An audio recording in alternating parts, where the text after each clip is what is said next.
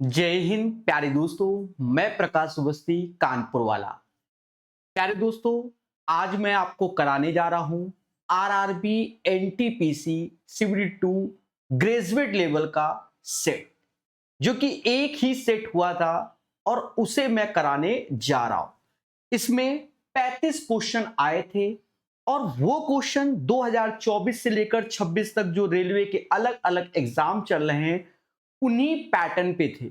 ठीक है, हम लोग क्या करते हैं, हम लोग ज्यादा हार्ड क्वेश्चन की ओर जाते हैं, टॉप क्वेश्चन की ओर जाते हैं। लेकिन रेलवे कह रहा है कि भैया हर सेट में हम एक दो ही टफ देंगे। अब एक ही सेट बनाया तो बाकी आप समझदार। बढ़िया से सेशन को देखिएगा और समझिएगा। पहला क्वेश्चन क्या कहता है? कहता है धातु की एक सीट आयताकार है। ये एक सीट है जो कि क्या है, आयताकार, जिसकी लंबाई हमसे कह रहा है कि 56 सेंटीमीटर है और चौड़ाई 40 सेंटीमीटर है अकॉर्डिंग टू द क्वेश्चन। फिर कहता है कि प्रत्येक कोने से 10 सेंटीमीटर भुजा वाले एक वर्ग को काटा जाता है। पहले भी पढ़ा चुका हूं मैं। यहां प्रत्येक कॉर्नर से एक वर्ग को काटा जा रहा है। ठीक है, शेष सीट से एक बंद बॉक्स बनाया जाता है। ठीक है, जैसे मैच बॉक्स देखा होगा, जो नीचे की ट्रे होती है जिसमें तीलियां रखी जाती, बस वही बन सकता है इससे। इसमें 4.0 सेंटीमीटर लंबाई, 2.0 सेंटीमीटर चौड़ाई वाले और इतने ऊंचाई वाले कितने माचिस के बॉक्स समायोजित किए जा सकते हैं। यानी एक तरीके से अब इसे 3D में कन्वर्ट करना है। 3D में आप देखोगे बड़े प्यार से तो ये 56 है, ये 10-10 है, तो इससे 20 कम करोगे तो लंबाई हमारे सामने 36 हो जाएगी। ये 40 है, 10 और 10, जैसे ये 10 कम करोगे और ये 10 कम करोगे तो ये जो लेंथ होगी वो 20 हो जाएगी। तो लंबाई चौड़ाई तो ये हो गई 36 गुणे 20। लेकिन जब आप मोड़ोगे ना तो ये 10 जो ये वाला दिख रहा है वो एज ए हाइट हो जाएगा और यही इसका वॉल्यूम हो जाएगा। क्यों? क्योंकि ये क्यूबॉइड बन जाएगा, घनाभ जिसे कहते हैं, जिसका एल भी है, बी भी है और एच भी है। मैच बॉक्स की जो ट्रे है एज ए घनाभ आकार की। अब जो इसका आयतन है, अब यही इन आयतन, अब यहां 4/2/1.5 का बोला गया तो बस यही लिख दो। 4/2/1.5 का मतलब 3/2। और मेरे दोस्त कैलकुलेट कर लो। सर कैसे? मुस्कुरा के। 2 से 2 गया, 3 से ये 12 बार में गया, 4 से ये 5 बार में गया, 12×5 60 गुणे 10 यानी 600। तो राइट आंसर इसका 600 बॉक्स आ जाएगा। क्लियर हो गया? कोई डाउट तो नहीं? ठीक है, बड़ा बेसिक क्वेश्चन था। हाँ, थोड़ा समय लेता हूं मैं। अब ये क्वेश्चन तो सभी के ब्लड में है आज की डेट में। आप एक चीज देखो, यहां से अगर मैं पावर घटाऊं तो 4 पावर से 2 पावर गया तो 5 की पावर 2 यानी 25 का मल्टीपल आंसर होगा। आप खुद ही देखो 25 का मल्टीपल कौन है, ये खत्म बात। बाकी आप डेटा सेट करते जाओ। 5 की पावर 4, 5 की पावर 4, 5 की पावर 2, तो दोनों का डिफरेंस 2 आएगा। सेम चीज यहां 4 2 का अंतर 2 आएगा, यहां पर भी 2 आएगा और इन दोनों का गुणा तो 100 और 9 में गुणा तो 900 is the right answer. Basic question है, कह रहा प्रत्येक 216 सेंटीमीटर आयतन वाले दो घनों के सिरों को जोड़ा गया, परिणामी घनाभ के विकर्ण। देखो जनरली क्या होता है, जब भी जैसे 2 घन, 3 घन, 4 घन, तो जो लंबाई होती है वही हमारी इंक्रीज होती है। बहुत बेसिक से समझना। जैसे ये घन है, इसका आयतन क्या होगा, a³ बराबर 216 हमको गिवन है, तो साइड क्या हो जाएगी, 6 हो जाएगी। अब इसमें मैं डायग्राम से बना के बता दे रहा हूं। जैसे दो घन है, अभी देखना दिखेंगे आपको, आपको 3D में भी नजर आएगा।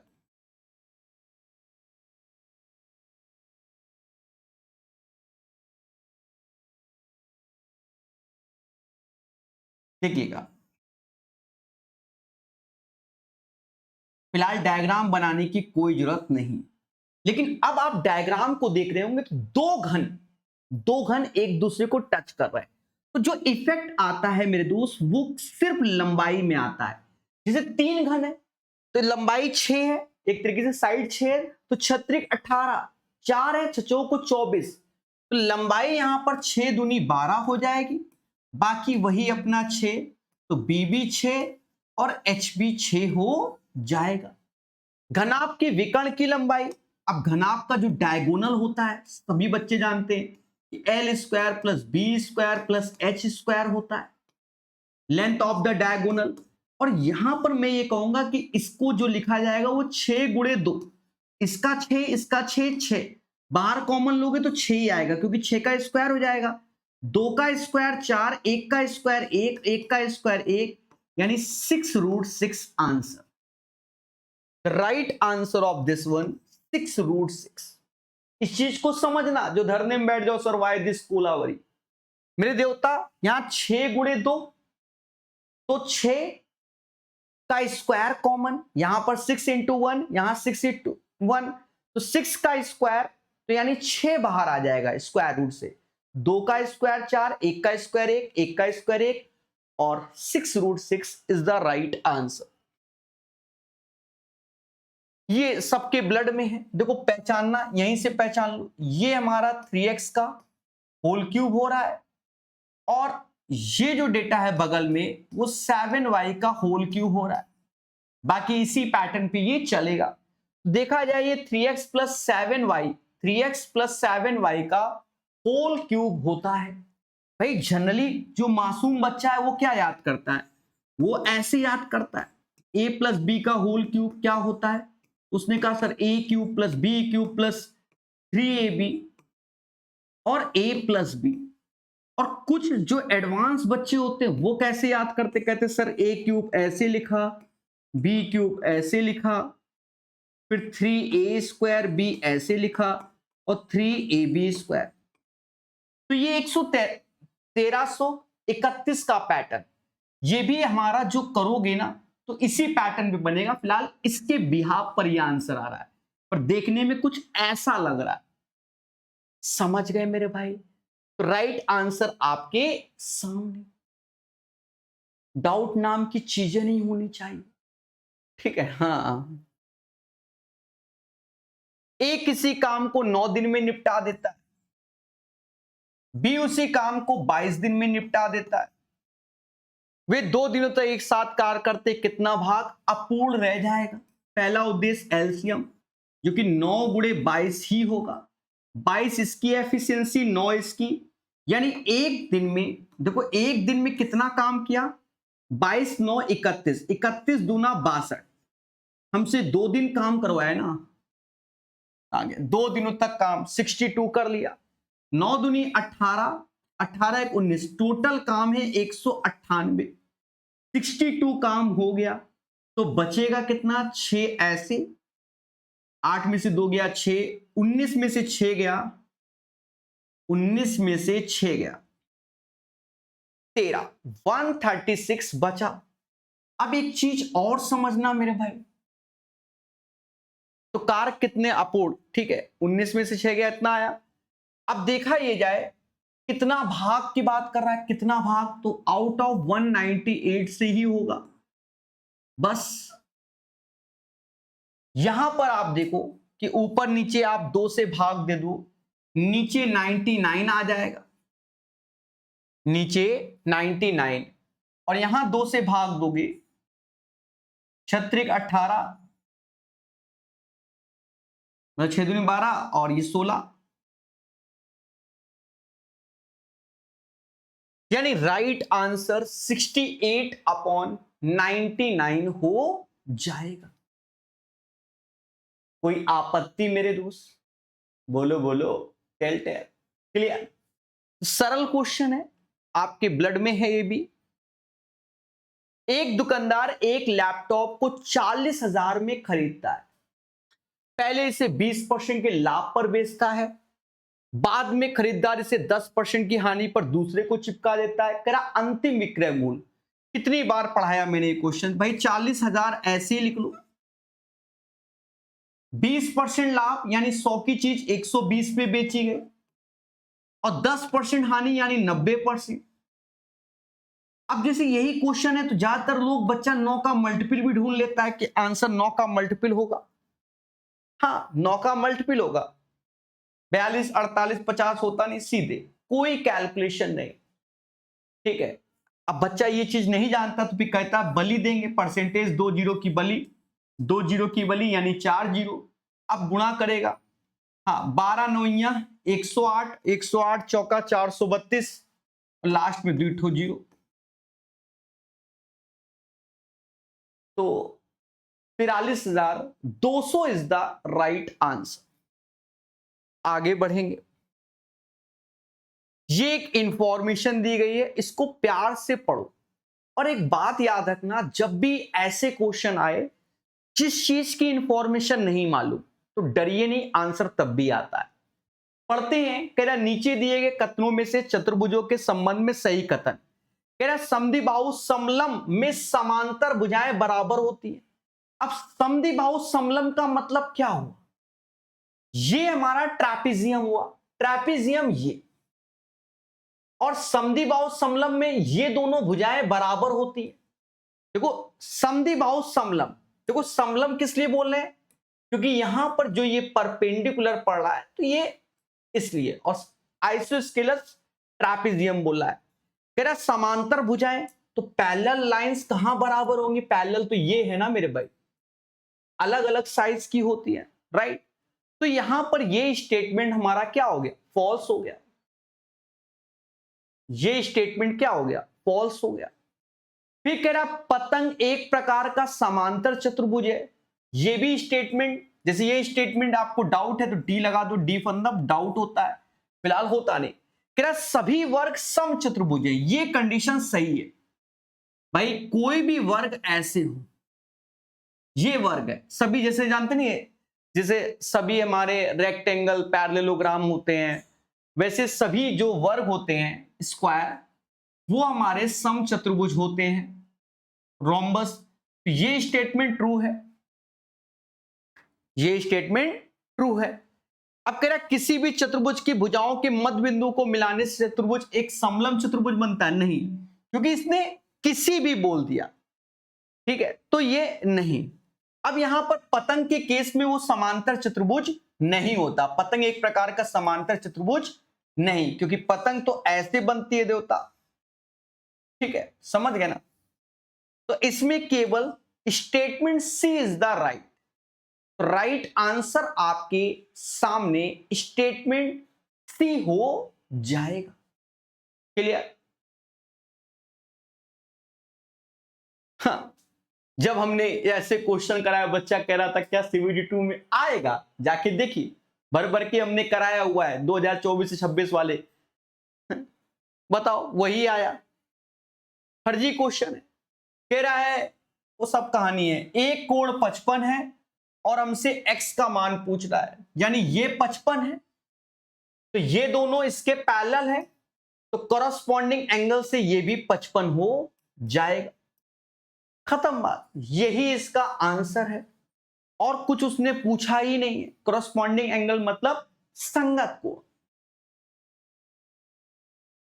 10 भुजाओं वाली आकृति के 5 अंतःकोणों में से प्रत्येक का माप 185 है, ठीक है, प्रत्येक का। यदि शेष 5 अंतःकोण बराबर हैं तो इन 5 कोणों में से प्रत्येक का माप क्या होगा? देखो यहां पर आकृति के 5 अंतःकोणों में प्रत्येक का माप, और शेष 5 बराबर हैं तो उनका पूछा गया। तो हम जानते हैं सम ऑफ ऑल इंटीरियर एंगल का फॉर्मूला ये होता है, तो पहले तो टोटल लिख दो, n बराबर इसमें 10 रखोगे तो ये 8 गुणे 18 1440 हो जाएगा भाई यहां पर आप रखोगे n बराबर 10, तो 10 माइनस 2 8 ये हो जाएगा। और ये 5 का प्रत्येक 5 तो 5 का गुणा कर लो, तो 5 का गुणा करके आप घटाओगे, 25 दो हासिल, 90 दो 92। अब जो डेटा बचेगा वो 5 का ही बचेगा। कितने का? 5 का। घटा लो, मोटा मोटा देखो 515 आ जाएगा। अब ये 515 शेष 5 का है, वो भी सभी बराबर है, तो सभी बराबर है, तो एक तरीके से हमें एवरेज चाहिए। यहां भाग दोगे तो 103 इसका सही आंसर होगा। क्वेश्चन नंबर 109 का सही आंसर 103 आएगा। क्लियर? तो इनको सीखना है और समझना है। सभी के ब्लड में ये क्वेश्चन, एक कमीज के मूल में 20% वृद्धि की गई, फिर 20% कमी की गई, मूल पे परिवर्तन, तो 20 का स्क्वायर 400/100 -4 आ जाएगा। तो -4% का डिक्रीज। देखो जनरली फॉर्मूला आप सीखना चाहो तो इसके माध्यम से हम लोग कर सकते हैं।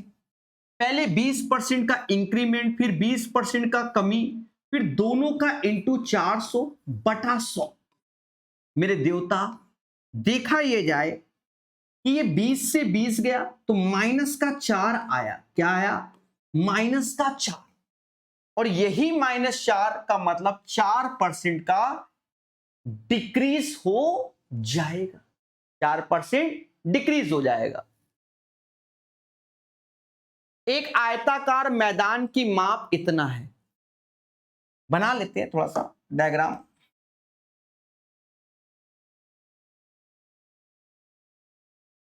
ठीक है, इसको डायग्राम से समझोगे तो ज्यादा बेहतर रहेगा।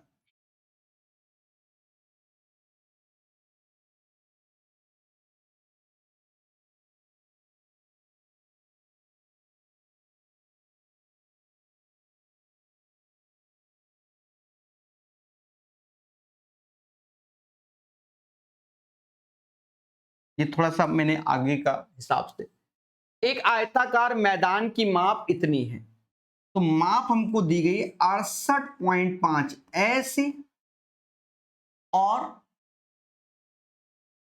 45.6 ऐसे। मैदान के बाहरी भाग के चारों ओर 2.4 मीटर एक समान चौड़ाई का पथ बनाया जाता है। बाहरी ओर 2.4, यानी ये जो पथ है ना, ये 2.4, यानी यहां से ये दूरी, एक तरीके से इतनी वृद्धि हुई, तो इतनी इधर होगी तो इतनी इधर होगी। पहले समझो वृद्धि क्या चीज है, यानी यहां से इतनी वृद्धि हुई, 2.4 ये, 2.4 ये। सेम चीज यहां पर भी, ये चीज इंक्रीमेंट हो जाएगा। इसके बिहाफ पर देखो तो 2.4 ये, 2.4 ये पोर्शन, और यही पोर्शन सभी जगह, चारों जगह ये वाला पोर्शन का इंक्रीमेंट 2.4 2.4। गौर से देखिए, ये वृद्धि होगी, बाकी सब वही।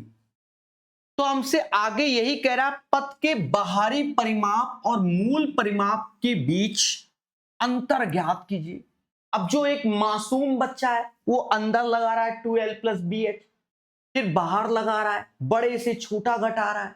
जो एक्स्ट्रा ऑर्डिनरी वो कह रहा है सर जी हर कोने से आप अगर देखेंगे तो 4.8 की वृद्धि हुई, हर कोने से 4.8, इधर भी इधर भी इधर भी इधर भी, और 4 कोने होते हैं तो 4 का गुणा कर लो, 8 चौक 32, 3 हासिल, 16 3, तो ये 19.2 आ जाएगा। लेकिन बहुत सारा बच्चा बेसिक में उलझ गया होगा। ठीक है, ये क्वेश्चन तो समझो अभी 2026 में सभी एग्जाम में पाया गया और कुछ नहीं है। यहां पर पहले देखो कि आप साइन ए से भाग दे दो, जब भाग दिया तो ये 10 ऐसे, कॉस बाई साइन समाज इसे कॉट ए बोलने लगा, और ये √6 के, यानी हम कह सकते हैं cot A is equal to √6 - 10। अगर मैं 10a बोल दूं इसे तो ये कहेंगे 1/√6 - 10 ऐसे। फिर उसके बाद इसके कांजुगेट से ऊपर नीचे गुणा करेंगे, √6 + 10 ऐसे, √6 + 10 ऐसे। सभी मुस्कुराइए और बोलो हां सर, करेंगे ऐसा ही। फिर एक बात को समझो, सर क्या समझना है? देखो ऊपर क्या हो गया जो है ठीक है, नीचे a - b a + b, तो ऊपर की वैल्यू √6 + 10 ऐसे आएगा। नीचे देखोगे a² - 10² यानी 6 - 100 यानी माइनस का 94, और लिखने वाले इसे माइनस का √6 - 10 अपॉन माइनस का 94 बोलेंगे। ठीक है, ये प्लस क्योंकि ऊपर माइनस लगा दिया आपने।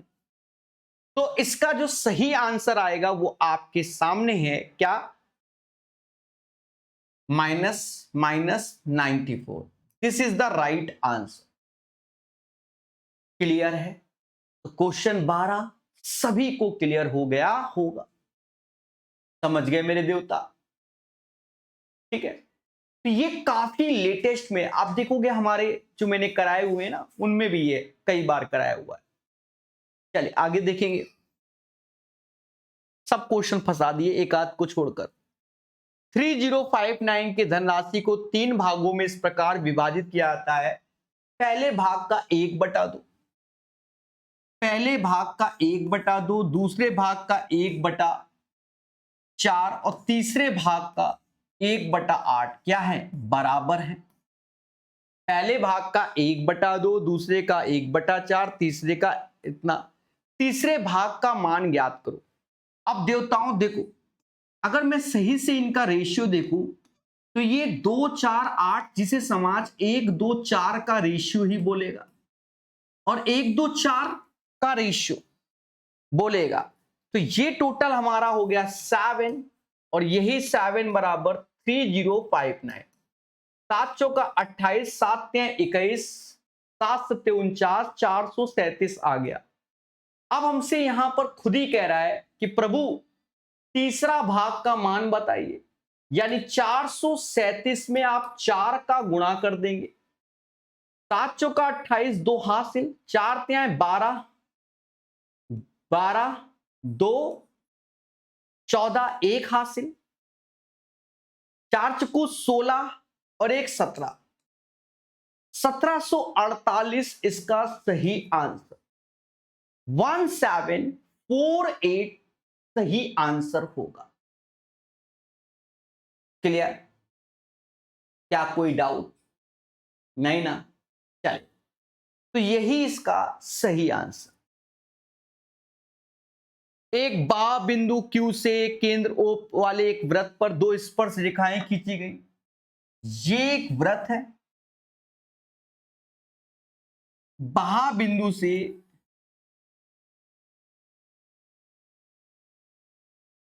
ये केंद्र O है, बहा बिंदु Q से इस पे 2 स्पर्श रेखाएं खींची गई। पहली क्या है? PQ है, दूसरी QR है। यदि OQ 41 सेंटीमीटर है, क्या है? OQ 41 सेंटीमीटर है। PQR 60 है, PQR 60। अब 60 है तो ये एंगल बाइसेक्टर होता है, जिसे हम कोण समद्विभाजक बोलते हैं। तो 60 का आधा ये 30 हो जाएगा और ये भी 30 हो जाएगा। फिर हमसे कहता है वृत्त की त्रिज्या 9 सेंटीमीटर है, तो यहां पर देखा जाए तो ये इस पे परपेंडिकुलर और ये भी इस पे परपेंडिकुलर, त्रिज्या 9 है। अब हर एक मासूम जानता है कि एक ट्रिपलेट्स होता है, कौन सा? 9 40 41। अगर आप पाइथागोरस भी लगाएंगे, पाइथागोरस के हिसाब से भी लगाएंगे, तो आप ये देखो, ये ट्रायंगल के बारे में बात कर रहा हूं मैं। तो 9 41 तो ये 40 हो जाएगा अकॉर्डिंग टू द ट्रिपलेट्स। लेकिन हमसे कह रहा है भैया PQR का परिमाप ज्ञात कीजिए। अब PQR का परिमाप ज्ञात करना, यानी उसने इसको भी जन्म दे दिया ऐसे ऐसे। अब देखो, जो बच्चा पढ़ा लिखा समझदार है तो वो तो बहुत जल्दी निकाल सकता है। सर कैसे? क्योंकि आप जानते हो कि जो PQ की वैल्यू होती है वही RQ की वैल्यू होती है। देखो नियम समझो। तो आपने कहा बिल्कुल सही, यानी ये दोनों भुजाएं बराबर होती हैं। और फिर उसके बाद आप देखोगे गौर से देखिए कि ये 60 है, आधार के दोनों कोण भी बराबर होंगे। ये 60 है, 180 में 60 गया 120 तो बराबर बटेगा, यानी ये भी 60 होगा, ये भी 60, यानी ये एक क्या हो गया, समबाहु त्रिभुज जिसमें ऑल साइड्स आर इक्वल होती है। बोलो बोलो, ठीक है। तो ये तो ये 40, तो ये भी भुजा 40 हो जाएगी, और ये तो 40 है ही क्योंकि ये बराबर है। तो 40 त्याएं कितना होगा, 120। 120 इज द राइट आंसर। कोई टफ नहीं था, हल्का सा दिमाग। अब CVT 2 देने गए हो, हवन तो करने गए नहीं। हाँ, ये एक क्वेश्चन देखो, बस यही एक क्वेश्चन है जो नया आया, ठीक है, नया आया। इससे पहले ये रेलवे में क्वेश्चन नहीं है, लेकिन ये टफ नहीं है कि आप सोचो टफ है। टफ नहीं, पढ़ने वाले बच्चे कर लिए होंगे। हाँ देखो क्या कह रहा है, एक व्यक्ति स्थान P से Q तक एक वस्तु खरीदने के लिए यात्रा करता है। देखो यहां पर पहले समझो, एक व्यक्ति करता है। P से स्थान Q, स्थान P से Q, यानी दो प्लेसेस हैं, यानी दो शॉप समझ लो, एक P शॉप है, एक Q शॉप है।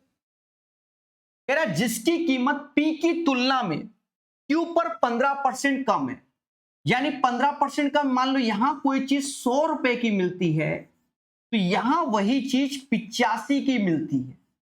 यही तो हुआ।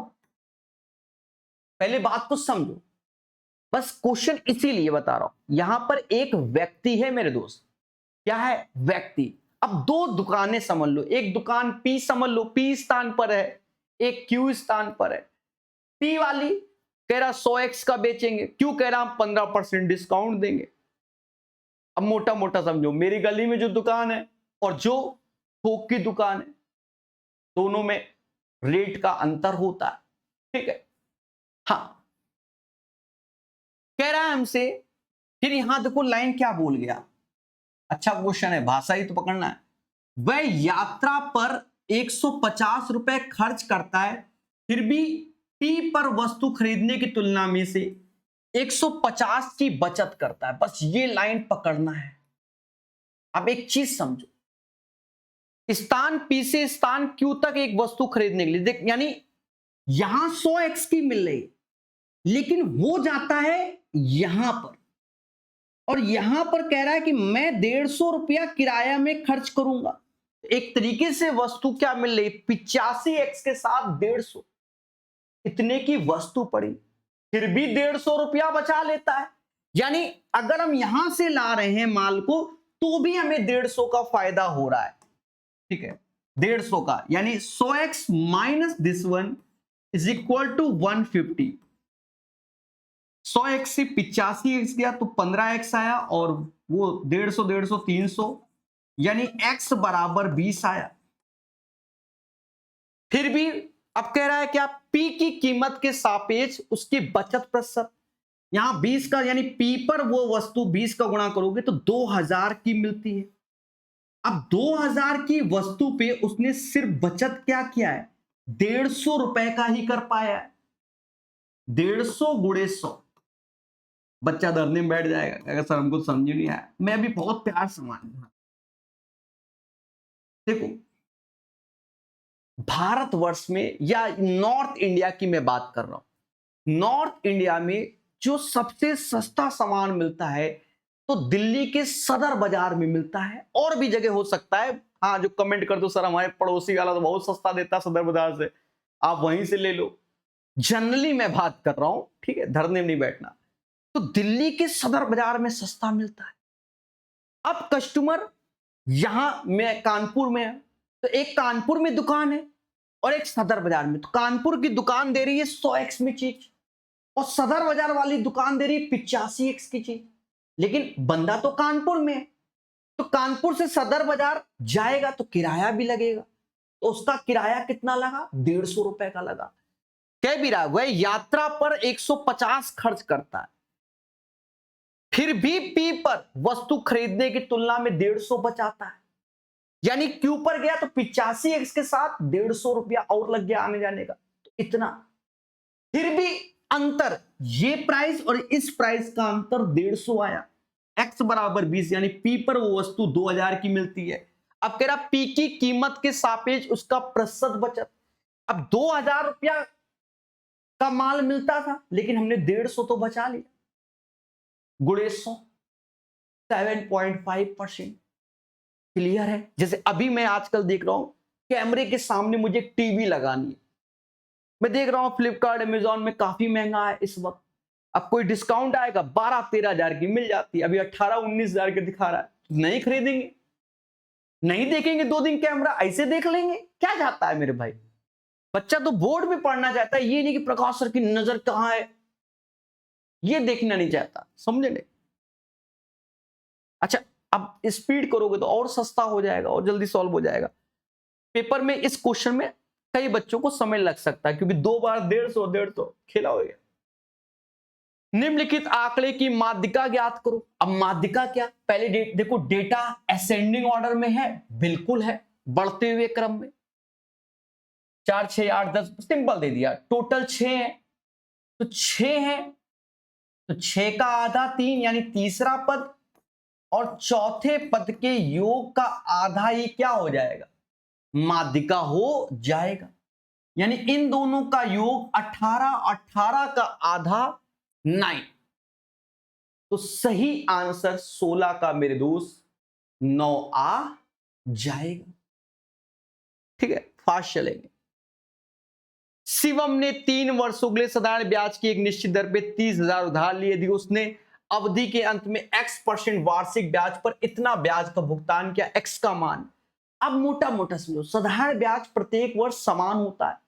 4500 3 साल का, तो 1 साल का कितना? तो किसी ने कहा सर 1500 रुपया।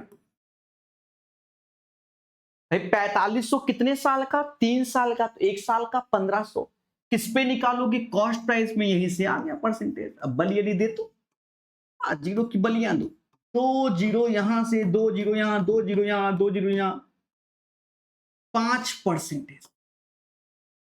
तो x का जो मान होगा मेरे दोस्त, वो क्या आएगा? 5% आएगा।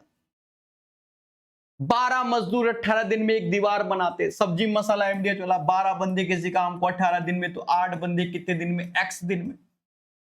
काटो मगर प्यार से।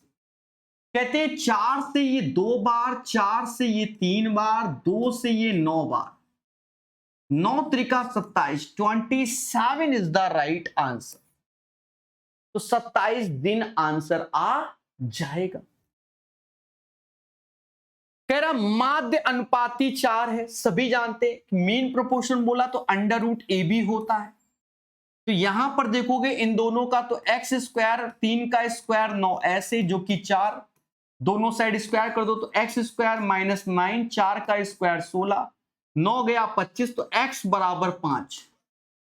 5 इज द राइट आंसर। ये क्वेश्चन, घबरा रहा है बच्चा, हाथ पैर कांप रहा है। देखो एक्चुअल में क्या है कि यहां पर पहले 3x ऐसे, अब समझना, जो एक्चुअल आपके ब्लड में जो लिखने की कला होती है, इसे 2.36 के ऊपर बार होता है। तो हमने पढ़ाया क्या है? हमने पढ़ाया जितने पे छतरी उतने 9 रखो। दशमलव के बाद कितनी डिजिट? तो आपने कहा 2, तो यहां तो एक जीरो लगा दो, सारे सिंबल हटा दो, वो पार्ट घटाओ जेमा छतरी ना हो, लियो घट गया। सेम चीज यहां पर भी, कि इसकी वैल्यू क्या है? 5.46 के ऊपर बार, कितने पे छतरी? 1 पे छतरी। दशमलव के बाद कितनी डिजिट? 2, तो यहां एक जीरो लगाओ, सारे सिंबल हटा दो, वो घटाओ जेमा छतरी ना हो, खत्म। अब बच्चा परेशान कि हम कैलकुलेट करना कह, अरे तो अब तो कर लो मेरे भाई, अब क्या बचा? देखो 3x ऐसे लिख लो, चलो एक आध लाइन बढ़ा लो, 6 में से 3 गया, 3 आया, यानी यहां से 213 आया।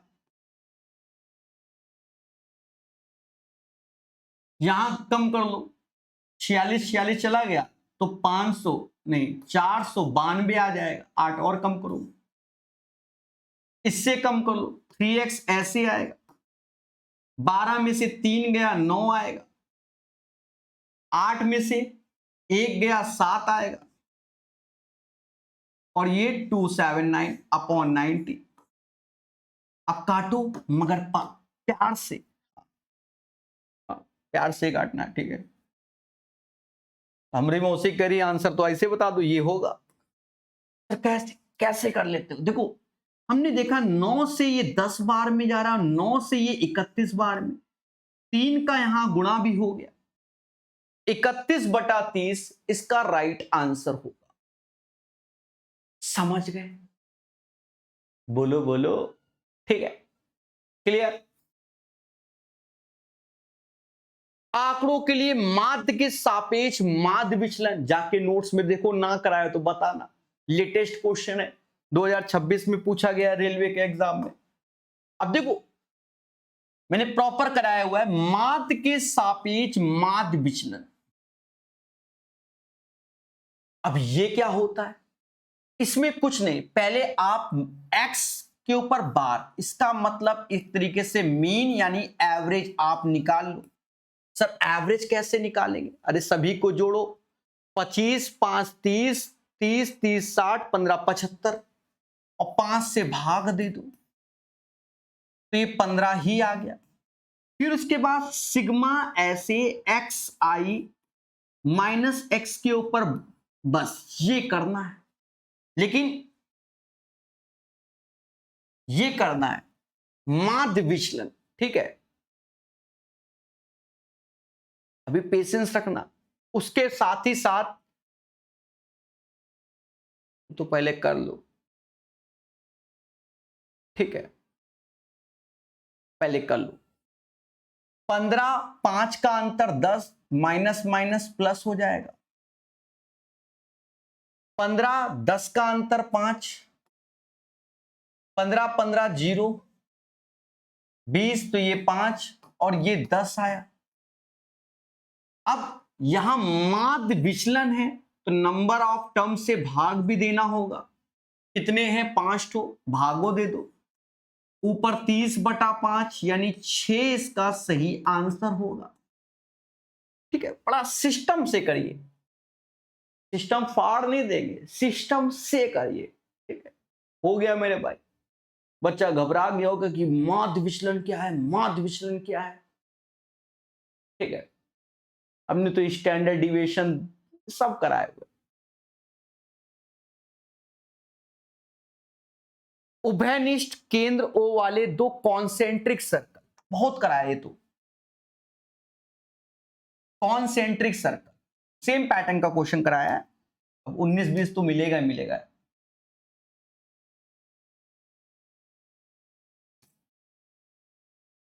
नाराज हो रहा है, हाँ, जैसे हमारे नाराज फूफा रहते हैं वैसे ये भी है, फूफा हमारे नाराज ही रहते हैं हमसे, जैसे उनकी जायदाद लिखवा ली हमने। हाँ, जब से मैं कानपुर आया मिलने नहीं आया फूफा, का मतलब फूफा क्या है, नाराज है हमसे। देखो उभयनिष्ठ केंद्र O वाले दो कॉन्सेंट्रिक वृत्तों में वृत्त पर एक जीवा AB है, वृत्त पर एक जीवा AB है, जो आंतरिक वृत्त को बिंदु C और D पर प्रतिच्छेदित करती है। यानी ये हमारी क्या है, जीवा है, जिसका नामकरण है AB, और ये C और D पर प्रतिच्छेदित करती है।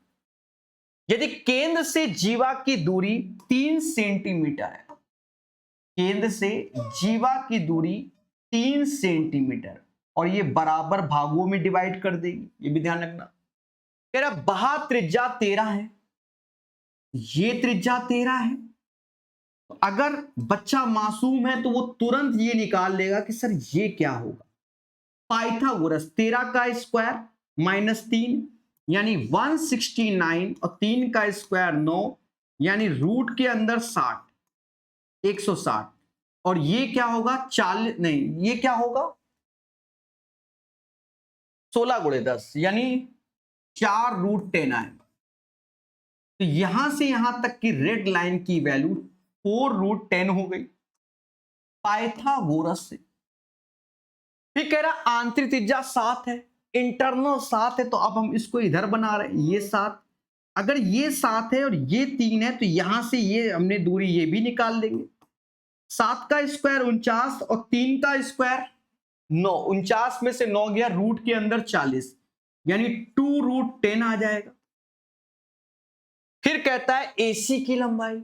अब एसी की लंबाई चाहिए तो बच्चा जानता है, पड़ोसी का बच्चा जानता है। कह रहा सर जी, ओ सर जी, क्या कह रहा है सर जी, जो एसी होगा, ये एसी कॉन्सेंट्रिक सर्कल है, वही ये होगा।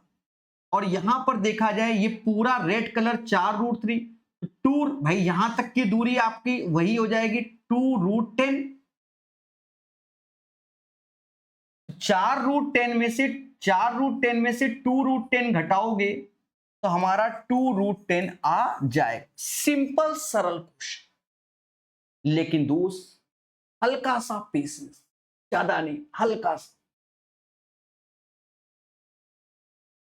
यदि किसी संख्या के 40% को 240 में जोड़ा जाए, अब कोई संख्या का 40% 240 पे आप जोड़ रहे हो, तो परिणाम के रूप में वही संख्या प्राप्त होती है। ग्रुप डी में तो भर भर के यही आए, तो 100% हो जाता है। तो देखा जाए 40% से 100%, तो मेरे दोस्त 60% की वैल्यू 240।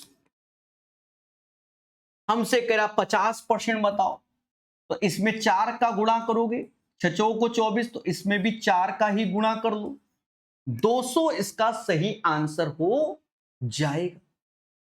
200। ए और बी मिलकर किसी काम को 35 दिनों में निपटा देते हैं। अच्छी बात है, ए और बी मिलकर किसी काम को 35 दिन में निपटा दो। और ए कहता है मैं उसी काम को 60 दिन में निपटा दूंगा। बी अकेले कितने दिन में? 1/3। देखा, यही 2026 में 1/3 2/3 यही चल रहा था ना। अब पहला बस इसमें अच्छी बात है कि एलसीएम लेना होगा। देखो ये 5 गुणे 7 होता है और ये 5 गुणे 12 होता है।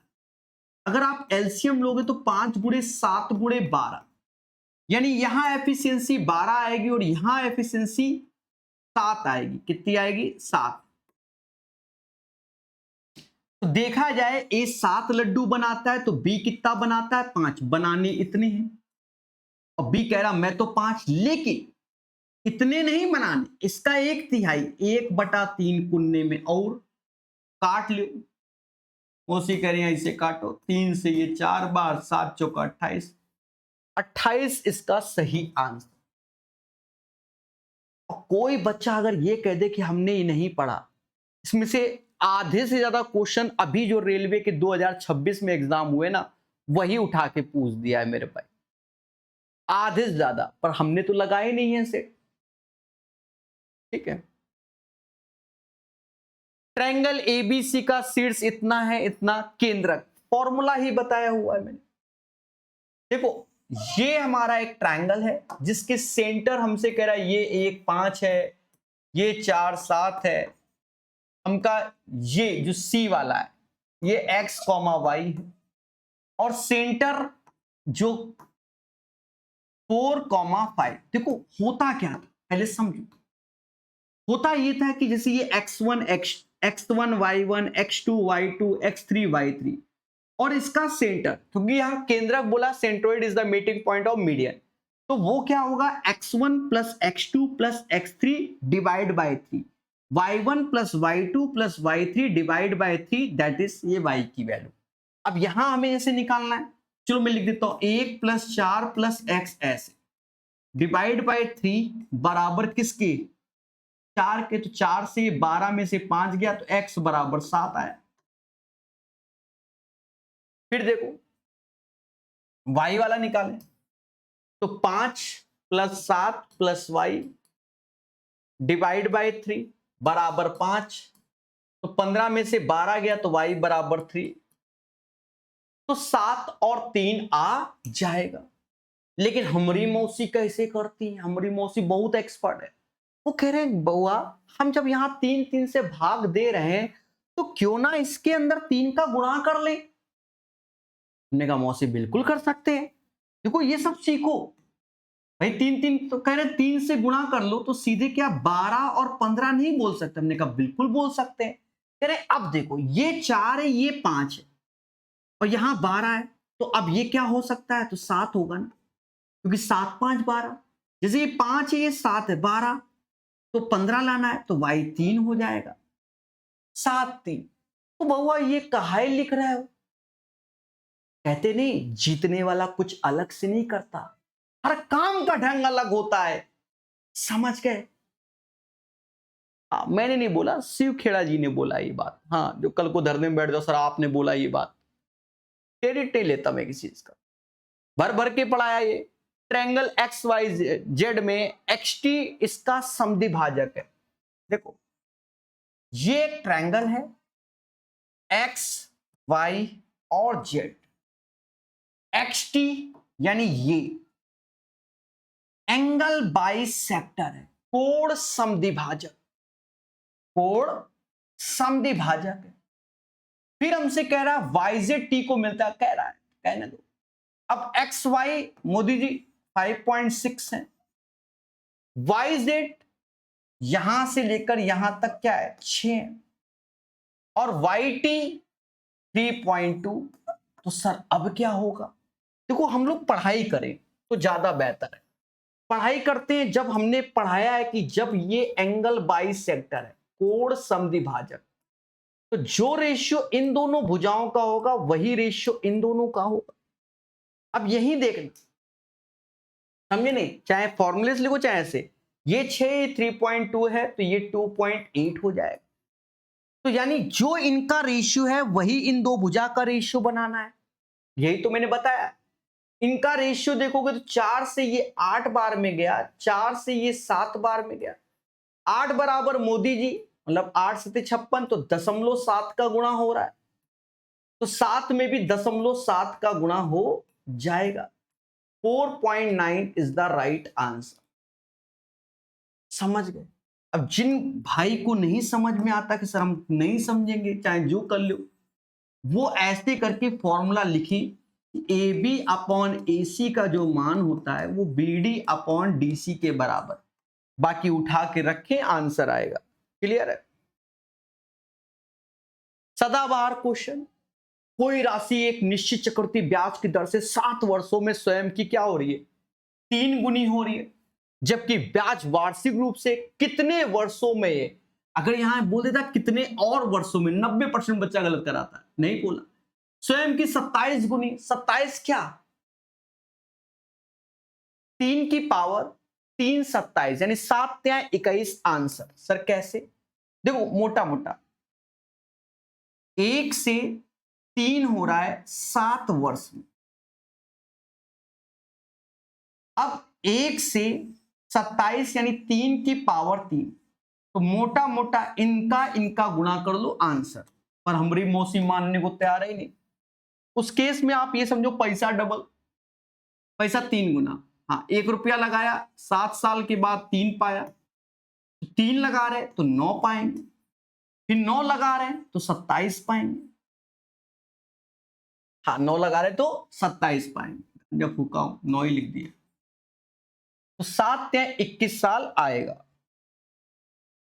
ये क्वेश्चन उसने बनाया है, इससे पहले शायद हो रेलवे में, लेकिन ये नहीं कि सर हम कर नहीं पाएंगे, हो जाता है। पहले पढ़ो तो।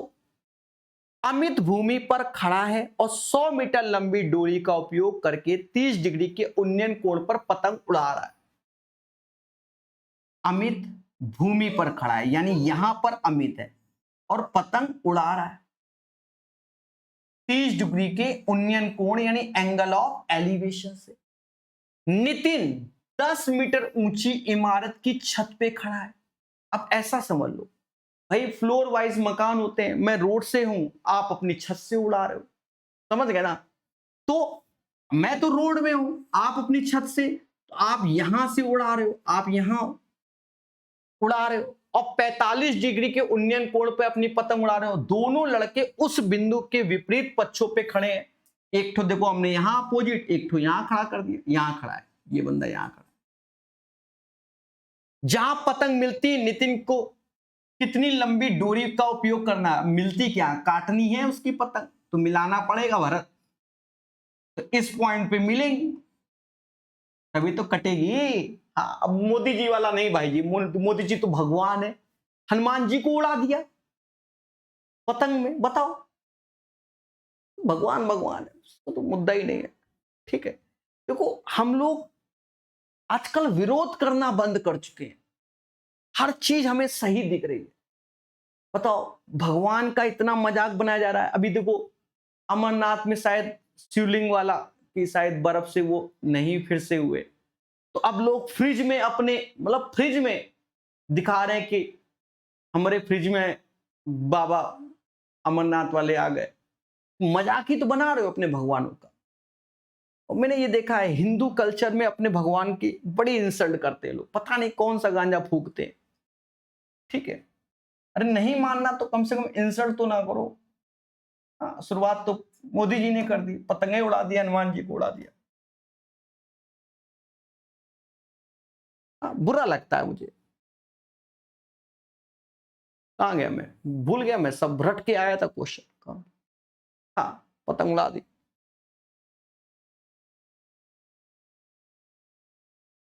अमित भूमि पर खड़ा है, 100 मीटर लंबी डोरी का उपयोग करता है, यानी ये डिस्टेंस क्या है, 100 मीटर की है, 30 डिग्री एंगल ऑफ एलिवेशन।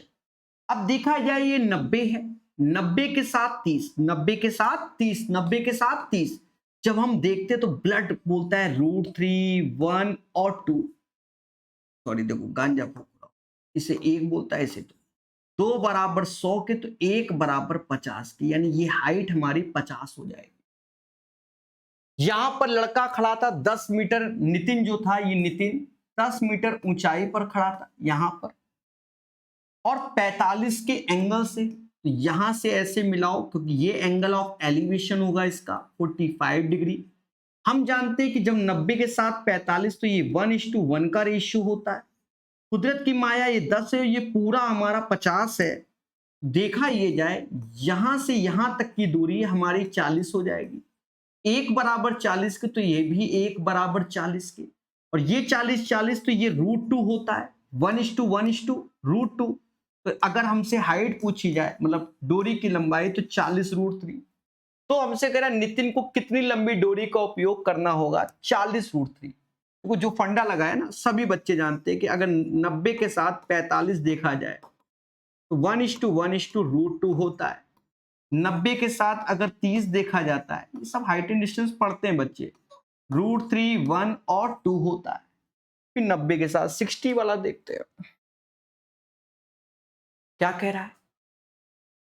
यदि ग्राहक किसी उत्पाद की 100 से अधिक यूनिट्स खरीदता है, तो एक थोक विक्रेता कुल खरीद पर 2% की स्कीम छूट प्रदान करता है। यदि प्रति यूनिट मूल्य 20 है, तो ग्राहक द्वारा 150 यूनिट खरीदने पर कुल कितना। देखो 150 वस्तु हम खरीदने गए, पहले सुनना, तो प्रत्येक का मूल्य क्या था, 20 रुपए था, 150 वस्तु 20 रुपए, लेकिन 2% की स्कीम में छूट है क्योंकि 100 से अधिक खरीद रहे हो, तो 98% का पेमेंट करना होगा।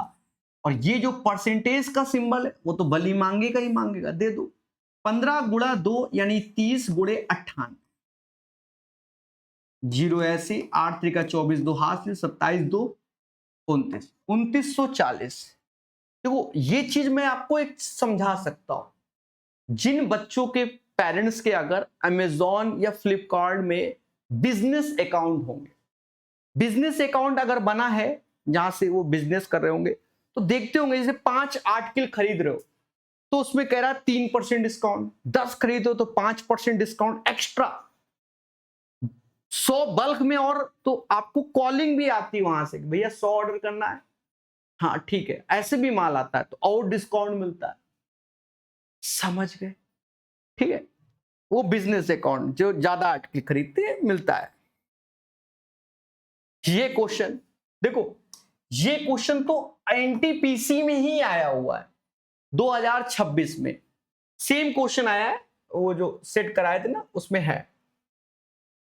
सुशांत और वरुण 400 मीटर की व्रत, ये सब फर्जी बातें हैं। देखो यहां पर क्या है कि प्रारंभिक बिंदु पर एक साथ वापस लौटने से पूर्व कितनी बार मिलते हैं। देखो इसमें हमने कॉन्सेप्ट क्या पढ़ाया हुआ है कि अगर देखो यहां पर क्या है 100 सेकेंड और 80 सेकेंड यानी टाइम दिया गया, टाइम स्पीड कुछ भी, टाइम पहले का 100 सेकेंड दिया गया, दूसरे का 80 दिया गया, तो ये 5:4 हो गया। स्पीड इनवर्सली प्रोपोर्शनल, तो चलो स्पीड कर लो तो 4:5 हो जाएगा।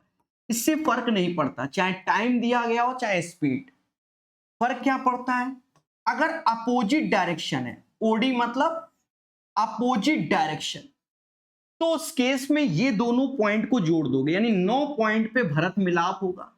अगर सेम डायरेक्शन होगा तो दोनों का अंतर 1 पॉइंट पर ही भरत मिलाप होगा। लेकिन यहां पर इसने और अच्छा पूछ दिया, बेसिक सभी लोग जानते होंगे, क्या पूछ दिया, प्रारंभिक बिंदु पर एक साथ वापस लौटने से पूर्व वे कितनी बार, लौटने से पूर्व वैसे तो 9 बार मिलेंगे, लेकिन लौटने से पूर्व तो एक कम कर दोगे तो 8 बार आंसर आएगा।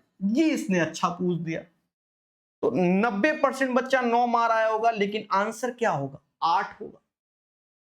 How many times do they meet before returning together to the starting point, starting point से पहले कितनी बार, तो 8 बार भरत मिलाप हो जाएगा। समझ गए, बढ़िया क्वेश्चन, मेरी नजर में तो बढ़िया। एक समांतर चतुर्भुज का आधार उसकी ऊंचाई का 3 गुना, देखो ये समांतर चतुर्भुज है, आधार उसकी ऊंचाई का 3 गुना, ऊंचाई अगर x है आधार 3x हो जाएगा। तो क्षेत्रफल क्या होता है, बेस इंटू हाइट इसका क्षेत्रफल होता है, और जो कि 216 के है।